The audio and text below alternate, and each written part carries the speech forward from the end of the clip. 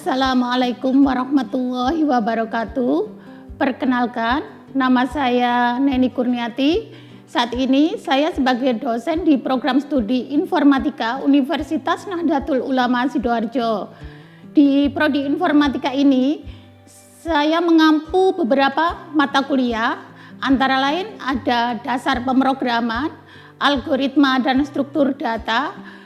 Nah, di video ini saya akan membahas tentang mata kuliah algoritma dan struktur data. Mata kuliah algoritma dan struktur data ini mempunyai kode mata kuliah TIF 007. Beban SKS-nya adalah 4 SKS yang terdiri dari 3 SKS teori dan 1 SKS praktikum. Mata kuliah ini ada di semester 2. Untuk bisa menempuh mata kuliah ini, ada mata kuliah prasyarat yang harus ditempuh oleh mahasiswa, yaitu mata kuliah dasar pemrograman. Mata kuliah ini membahas tentang konsep dasar dan implementasi struktur data dan algoritma yang umum digunakan dalam pemrograman, meliputi ada array, struct, linked list, stack atau struktur data tumpukan, kemudian ada queue atau struktur data antrian, ada struktur data pohon atau tree, ada pointer, serta teknik pemrosesan data seperti rekursi, sorting, dan searching. Hal ini tujuannya agar mahasiswa mampu merancang dan mengimplementasikan algoritma dengan efisien, serta memilih struktur data yang tepat dalam menyelesaikan berbagai masalah melalui kombinasi pembelajaran teori dan praktek. Mata kuliah algoritma dan struktur data ini mempunyai 4 capaian pembelajaran lulusan. 4 capaian pembelajaran lulusan ini diambil dari 12 capaian pembelajaran lulusan yang ada di prodi Informatika. Capaian pembelajaran mata kuliahnya ada 4. Di mata kuliah ini ada bobot penilaian yang sudah ditentukan, di mana bobot penilaian ini mengacu pada masing-masing capaian pembelajaran mata kuliah, di mana komponen dari penilaian meliputi ada tugas, ada UTS, ada UAS, dan praktikum. Di sini pustaka yang digunakan yang dalam mata kuliah ini ada 2, yaitu buku Data Structure and Algorithm Analysis in C++ oleh Mark Allen Weiss. Kemudian ada buku Algorithms ya, edisi keempat dari Robert Sedgwick. Pembelajaran pada mata kuliah ini meliputi ada teori dan ada praktikum. Nah, praktikum menggunakan software yaitu Microsoft Visual Studio C++. Kemudian apabila mahasiswa tidak mempunyai laptop, jika ingin belajar di rumah atau mengerjakan atau praktek di rumah, mereka bisa menggunakan smartphone mereka dengan aplikasi CXX Droid. Ini bisa mereka gunakan untuk praktek membuat program. Di sini ada 4 pokok bahasan yang dibahas di mata kuliah ini, di mana terdiri dari 14 pertemuan selain UTS dan UAS. Jadi 7 pertemuan, kemudian diikuti dengan ujian tengah semester, kemudian 7 pertemuan lagi diikuti dengan ujian akhir semester. Metode pembelajaran yang digunakan ada ceramah interaktif, ada diskusi kelompok, dan praktikum dengan bentuk asesmennya, tugas, dan praktikum. Di sini ada rubrik penilaian, beberapa rubrik penilaian yang digunakan. Yang pertama, rubrik penilaian sikap, meliputi aspek ketaatan beragama, etika akademik, kejujuran akademik, tanggung jawab, dan kedisiplinan. Skor akhir dari sikap ini dengan total 20 poin terbagi menjadi 4 bagian. Kemudian ada rubrik penilaian tugas. Rubrik penilaian tugas juga memiliki 4 aspek, yaitu aspek ketepatan jawaban, pemahaman konsep, struktur dan kerapian, dan orisinalitas. Ada rubrik penilaian UTS dan UAS yang masing-masing mempunyai bobot persentase 30%. Aspek yang dinilai antara lain analisis permasalahan, algoritma dan logika, sintaks atau kode, dan penalaran sistematis. Pada praktikum, rubrik penilaiannya memiliki aspek implementasi kode, struktur program, dokumentasi kode, dan pemecahan masalah. Pada rubrik praktikum ini mempunyai bobot 10%. Konversi skor dari rubrik yang mempunyai poin masing-masing 1 sampai dengan 4 akan dikonversi menjadi skala angka 0 sampai dengan 100, di mana rumusnya nilai angka itu sama dengan skor rubrik dibagi 4 kali 100. Dari nilai angka yang didapatkan dikonversikan nilai huruf. Di sini menggunakan 7 level, yaitu ada istimewa, baik sekali, baik, cukup, kurang, dan kurang sekali dengan nilai huruf A, AB, B, BC, C, D, dan E. Sekian informasi saya tentang mata kuliah algoritma dan struktur data. Saya akhiri. Wassalamualaikum warahmatullahi wabarakatuh. Assalamualaikum warahmatullahi wabarakatuh. Waalaikumsalam warahmatullahi wabarakatuh. Untuk memulai perkuliahan hari ini, seperti biasanya, kita akan membaca Al-Fatihah dulu. Silakan, siapa yang biasanya memimpin Al-Fatihah? Saya. Ya, silakan. Sebelum kita mulai mata kuliah hari ini, mari kita baca Al-Fatihah. Al-Fatihah dimulai.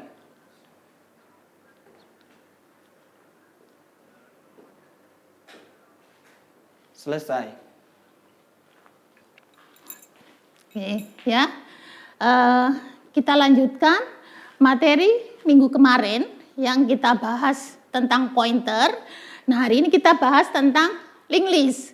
Nah, linked list ini dasarnya adalah pointer. Jadi kalau kalian tidak paham materi minggu kemarin tentang pointer, kalian akan mengalami kesulitan untuk memahami materi linked list ini. Mungkin ada yang masih ingat apa itu pointer? Ya, Mas. Jadi pointer itu adalah tipe data khusus yang menyimpan alamat memori dari variabel lain. Seperti pointer itu tidak menyimpan nilai data secara langsung, tapi menunjuk ke lokasi memori di mana data tersebut itu disimpan.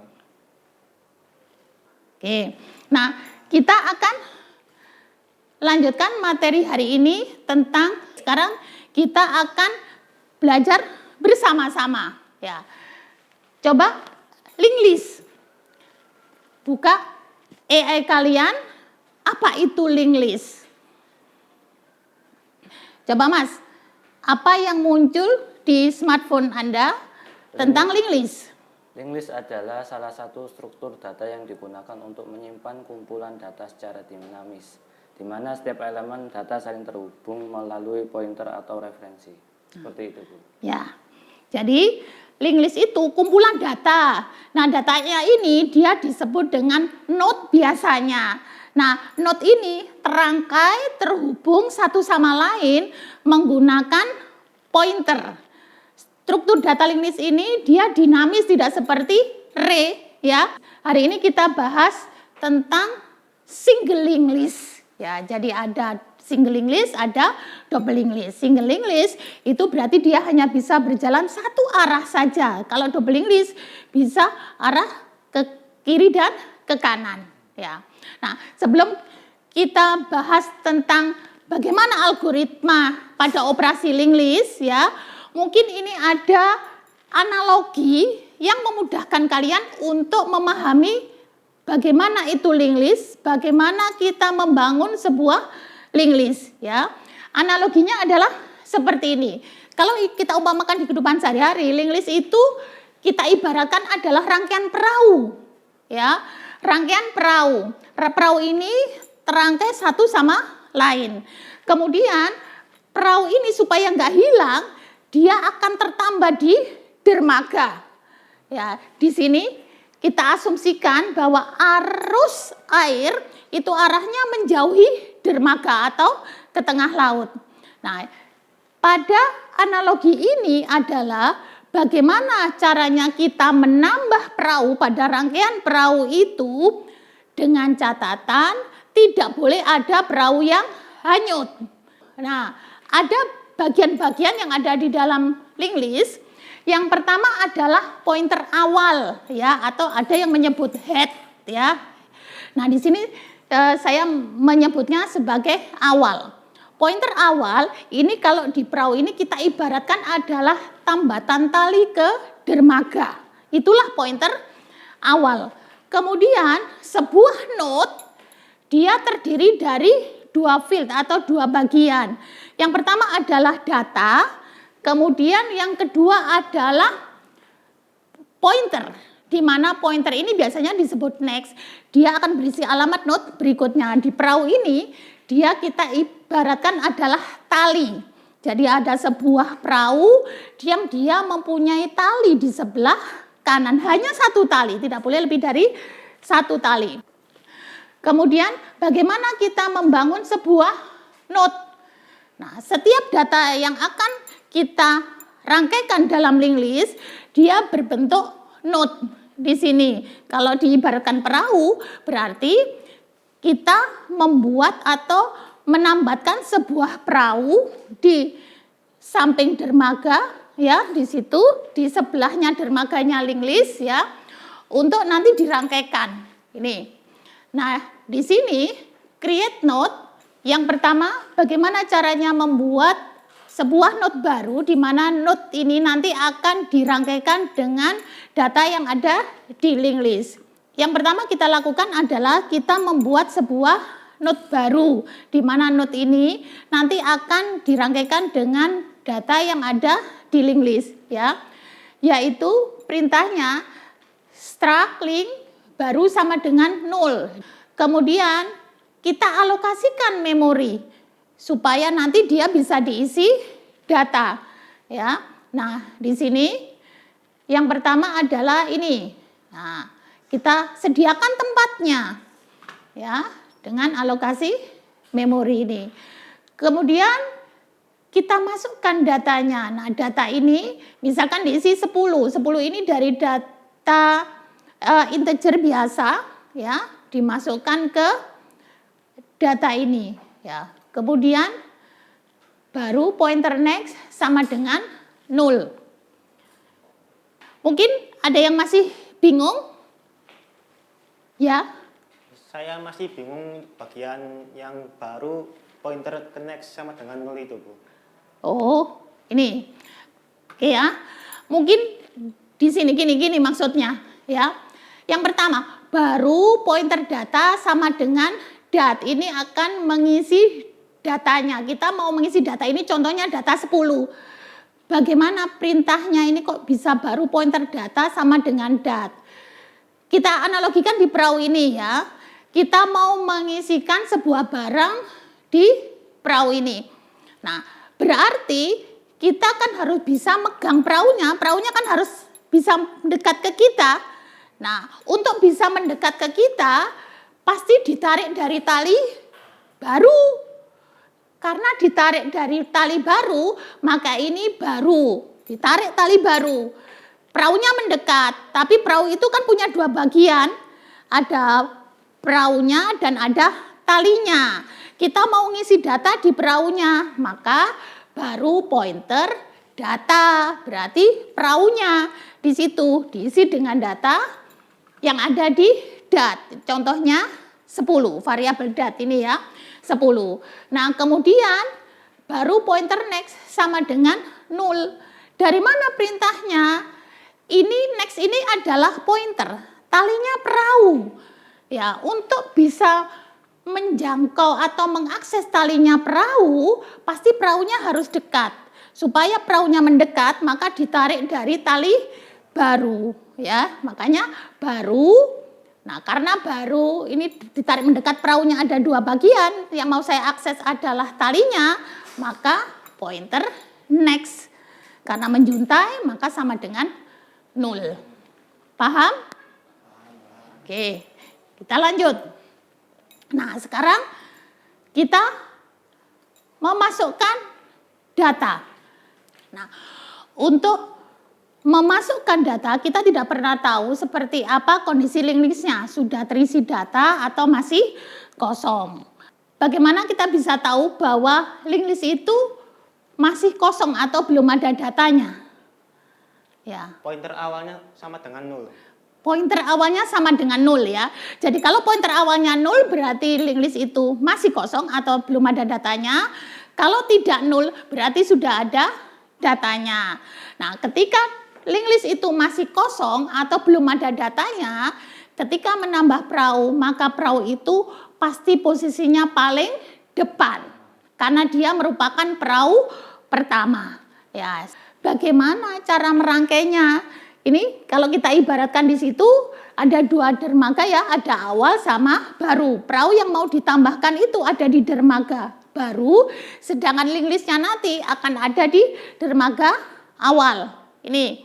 Nah, hati-hati jangan sampai salah urutan merangkainya.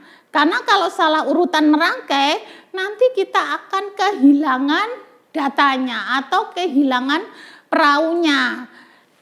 Kita lihat di sini, misalkan,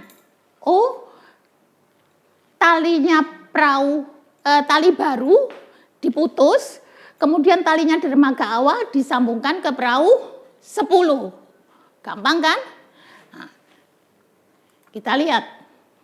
Memutus tali baru itu berarti baru sama dengan 0. Ya. Nah, kemudian kalau terjadi seperti ini, apa akibatnya? Hanyut perahunya. Kenapa? Karena tidak tertambah di dermaga. Ya. Berarti bagaimana urutannya yang benar? Nah, urutannya yang benar adalah talinya dermaga baru nggak boleh diputus dulu, ya. Tapi ikatkan dulu tali dermaga awal ke perahu 10, ya. Mengikatkan talinya dermaga awal ke perahu 10. Nih, berarti awal sama dengan baru. Ya kan, awal sama dengan baru. Nah, kalau sudah baru talinya diputus, baru sama dengan 0. Ya. Nah, sekali lagi seperti tadi yang sudah saya jelaskan bahwa untuk menyatakan awal sama dengan baru, bagaimana? Prinsipnya sama tadi, yaitu supaya bisa mengikatkan tali awal ke perahu 10.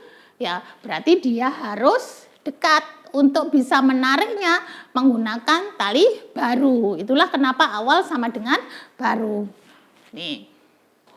Nah, bagaimana kalau link listnya tidak kosong? Nah, sekarang kita akan menambah note di depan atau di sebelah kiri atau paling kiri. Nah, misalkan di dermaga awal itu ada 3 perahu nomor 23, 35, dan 47. Kita akan tambahkan perahu nomor 10. Paling kiri, di sebelah kiri. Kira-kira urutan perintahnya bagaimana supaya tidak ada perahu yang hanyut? Ya, silakan. Pointer di perahu 10 itu diarahkan ke 23, ya. Kemudian tali di awal itu diarahkan ke 10, data 10. Jadi nanti poin barunya itu nanti diputus. Jadi itu sama dengan 0. Ya, itu ya. Jadi yang pertama adalah talinya perahu 10 diikatkan ke perahu 23. Berarti baru pointer next sama dengan awal, ya. Kemudian kalau sudah, tali yang ada di dermaga awal diikatkan ke perahu 10. Loh, ini perahu 23, 35, 47 hanyut. Tidak, karena dia sudah tertambah di dermaga baru. Nggak mungkin hanyut. Nah, kalau sudah, baru talinya dermaga baru, dia diputus. Nih, ya. Mungkin ada yang belum jelas? Sudah? Oke, kita lanjut sekarang. Berikutnya kita akan menambah not di belakang. Ya. Nah, menambah not di belakang itu pasti hubungannya dengan not paling belakang. Ya, berarti kita harus merangkaikan tali perahu paling belakang dengan perahu nomor 51. Yang jadi masalah, bagaimana kita bisa memegang tali perahu nomor 47 atau tali perahu paling belakang. Nggak mungkin dari dermaga itu bisa menjangkau talinya perahu 47. Ya, bagaimana caranya kita bisa menjangkau not paling belakang atau perahu paling belakang? Ya. Perahu nanti diikat dari yang paling awal, dari perahu ke perahu hingga sampai perahu yang paling akhir. Itu ya. Jadi yang mengikat, orang yang mengikat itu nanti dia mulai dari dermaga, pindah ke perahu berikutnya, pindah ke perahu berikutnya, pindah ke perahu berikutnya lagi. Bagaimana kita berpindah dari satu perahu ke perahu yang lain? Kita lihat. Kita nggak bisa dengan memindahkan pointer awal, tali dermaga nggak bisa dipindah. Berarti kalau dipindah dia dipotong hanyut. Maka kita harus menggunakan satu pointer bantu. Ada satu pointer bantu yang digunakan agar bisa berpindah dari satu perahu ke perahu yang lain. Nah, pointer bantu ini misalkan, ini ya, saya kasih nama temporary. Ada sebuah pointer namanya temporary. Tentu saja pertama dia menunjuk pada not paling depan atau paling kiri. Bagaimana meletakkan pointer temporary ini di not paling kiri? Yaitu perintahnya temporary sama dengan bagaimana kita bisa menjangkau perahu nomor 23? Dari awal, bagus ya. Dari awal, sama dengan awal. Ini, kalau sudah nanti berpindah dari satu perahu ke perahu berikutnya. Yaitu temporary yang berikutnya didapatkan dari temporary yang sekarang. Pointer next. Nih. Ya, nah, cuman masalahnya sampai berapa lama pindahnya, di mana finishnya nanti harus ada di sini. Nah, ya, finishnya nanti harus ada di sini. Ya, tentu saja kita nggak bisa pakai for, kita tidak pernah tahu panjangnya seberapa. Berarti pakai while, pakai looping while.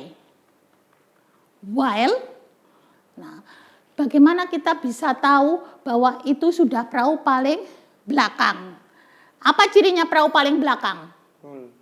Apanya yang nol? Pointernya. Pointernya. Pointer yang apa? Next. Ya, berarti ketika temporary, ya, pointer next, ini dia sama dengan nol. Tidak sama dengan nol, ya, maka temporary sama dengan temporary pointer next ya. Ini bukan C++ ya, ini adalah algoritma. Nanti kalian terjemahkan sendiri menggunakan sintaksnya C++ ya, bahwa di sini selama dia belum paling belakang, maka temporary sama dengan temporary pointer next. Udah. Nah, berarti sekarang sudah ada di belakang. Tinggal bagaimana nyambungnya. Bagaimana cara menyambungnya supaya 51 ini dia perahu 51 dia terangkai dengan perahu 47. Yaitu tali 47 dihubungkan ke 51. Nah, talinya perahu 47 dihubungkan ke perahu 51. Jadi ini dihubungkan ke sini. Nah, perintahnya bagaimana? Apa perintahnya? Temporary next. Temporary. Next. Temporary. Next. Sama dengan baru. Baru. Ya, itu ya. Nah, ini merangkai not di belakang. Ya. Nah, sekarang yang terakhir, kita sudah bisa nyambung. Bagaimana membuktikan bahwa itu semuanya benar, operasi kita itu bisa dilihat dari urutan data yang tampil. Ya, urutan data yang tampil berarti kita harus bisa membuat perintah untuk menampilkan data linked list. Ya, sama seperti tadi bahwa untuk menampilkan data linked list ini tetap harus berpindah dari satu perahu ke perahu yang lain, tapi tidak boleh menggunakan pointer awal, ya. Berarti ada satu pointer bantu di sini, temporary sama dengan awal, ya. Temporary sama dengan awal. Kemudian di sini ada looping. While selama apa? Selama belum mencapai finish. Ya. Kapan dia dikatakan finish? Yaitu selama temporary-nya tidak sama dengan 0, berarti masih ada node-nya, masih ada perahunya, maka apa? Ditampilkan. Print, ya.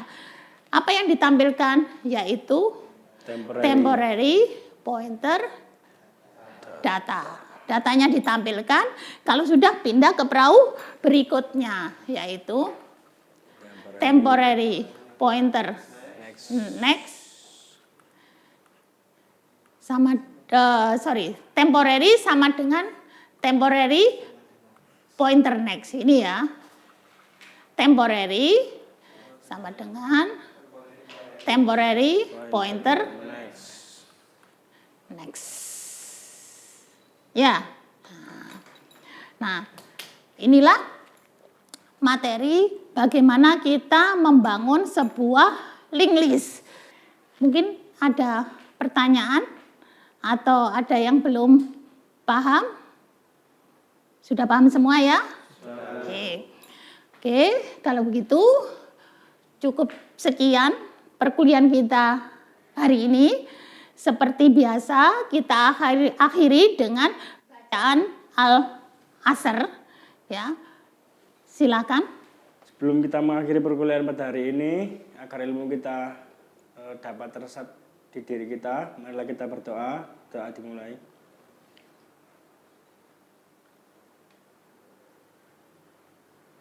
Berdoa selesai. Terima kasih. Saya akhiri. Wassalamualaikum warahmatullahi wabarakatuh. Waalaikumsalam warahmatullahi wabarakatuh.